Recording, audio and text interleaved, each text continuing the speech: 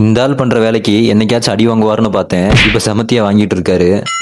எவ்வளவு அடிச்சாலும் தாங்க முடியல. அடிச்ச நீ வரியா?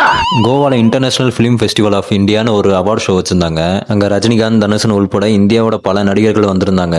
தலைவர் கூட வாழ்நாள் சாதனையாளர்னு ஒரு விருதெல்லாம் வாங்கினாரு. ஐயோ அவன் ஸ்டைல பாருயா. போன வாரம் பண்ண வியாபாரத்தை சொல்றமே. அப்ப ரன்வீர் சிங்கை ஸ்டேஜுக்கு கூப்பிட்டாங்க. போகும்போது காந்தாரா படத்துல நடிச்ச ரிஷப் செட்டிக்கு முன்னாடியே காந்தாரா படத்துல அவர் நடிச்ச நடிப்பை கிண்டல் பண்றேன்னு பண்ணி காமிச்சிட்டு இருந்தாரு. அப்பவே ரிஷப் செட்டி இது நல்லா இல்ல, வேணாம் அப்படின்னு சொல்லிட்டு ஹம்புலா சொன்னாரு. இது எதையுமே காதுல வாங்காம ஸ்டேஜுக்கு மேல போயிட்டு எல்லா நடிகர்களும் கீழே உட்காந்துருக்காங்க. அத்தனை பேத்துக்கு முன்னாடியும் கீழே பண்ண அதே கிண்டல மேலையும் பண்ணி காமிச்சாரு. அது மட்டும் இல்லாம சாமுண்டிங்கிற பெண் தெய்வத்தை பேயின்னு வேற சொல்லிட்டாரு. When the female ghosts gets inside your body, female ghosts get.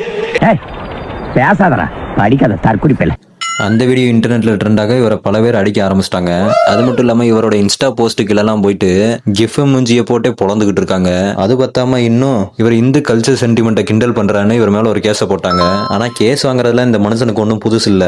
கேஸுக்காரங்களே நாங்க தான்டா. 2022லயே உடம்புல ஒட்டு துணி இல்லாம ஒரு போட்டோ ஷூட் பண்ணி நல்லா அடி வாங்கினாரு. இவரோட இந்த சேட்டையை பார்த்துட்டு ரொம்ப அருவருப்பாக்குன்னு சொல்லிட்டு ஒரு எஃப்ஐஆரே போட்டாங்க. கேஸே நாங்க தான்டா. நேற்று அவரோட இன்ஸ்டா பேஜ்ல சாரி கேட்டு ஒரு ஸ்டோரி ஒன்று போட்டுட்டாரு. அதுக்கப்புறம் இந்த பிரச்சனை கொஞ்சம் அடங்கிருச்சு.